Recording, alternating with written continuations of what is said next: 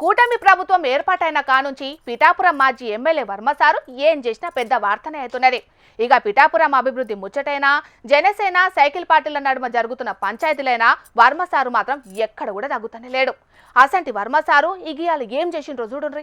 ఈ రోజు ఎలాగుందంటే పోలీస్ కానీ రెవెన్యూ యంత్రాంగం కానీ రైతు తట్టడి మట్టి తవ్వుకుంటే 4 రోజులు పోలీస్ స్టేషన్ లో ఉంటున్నాడు. అంత గట్టిగా పోలీస్ వ్యవస్థ పనిచేస్తాం. పిఠాపురం నియోజకవర్గంలో ఒకే ఒక్క చెరువు తవ్వాలి, అది కూడా బట్టీల కోసం అని చెప్పి పవన్ కళ్యాణ్ గారు పర్మిషన్ ఇచ్చింది ఒకే ఒక చెరువుకి. అంటే అంత నిబద్ధతతో పనిచేస్తున్న కూటమి ఇక్కడ. తెలుగుదేశం అవునండి, జనసేన అవునండి, బీజేపీ అవునండి.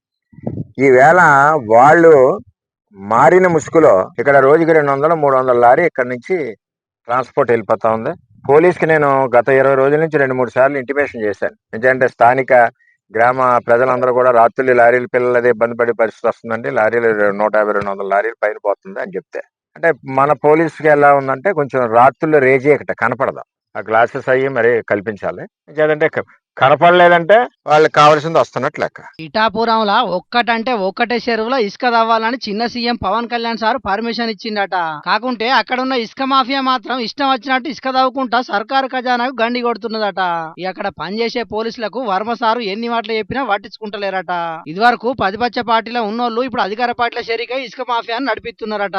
కాకుంటే పోలీసులకు మాత్రం రేసి కట్లున్నాయో లేకుంటే వాళ్ళకు ముట్టాల్సినవి ముడుతున్నాయో తెలియదు గానీ వాళ్ళు మాత్రం పద్ధతి మార్చుకోవాలని వార్నింగ్ ఇచ్చిండు వర్మ సారు. కూటమి ప్రభుత్వానికి చెడ్డ పేరు, వైసీపీకి మంచి పేరు వచ్చేటట్టు కొంతమంది అక్రమంగా ఇసుక రవాణా చేస్తున్నారని ఇసుక మాఫియా మీద ఫైర్ అయిండు వర్మ సారు. అయినా కూటమి సర్కారే అధికారంలో ఉన్నది, ఓదికు అడ్డగోలుగా అక్రమంగా ఇసుక రవాణా చేస్తున్నది కూడా కళ్ళ ముందటనే గానొస్తున్నది. అయినా కూడా సర్కారే చర్యలు తీసుకోలేకపోతున్నదంటే అది ఖచ్చితంగా కూటమి సర్కారు చేతగంతనమే అవుతుంది.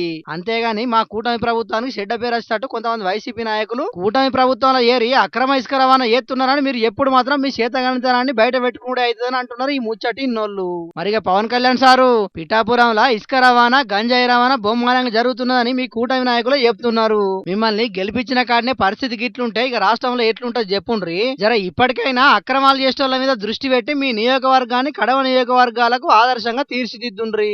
అట్లయితేనే అక్కడి ప్రజలు మళ్ళోపారి మిమ్మల్ని భారీ మెజారిటీతో గెలిపిస్తారు. కాబట్టి జర చూసుకోండి. మరి ఏమంటున్నాం.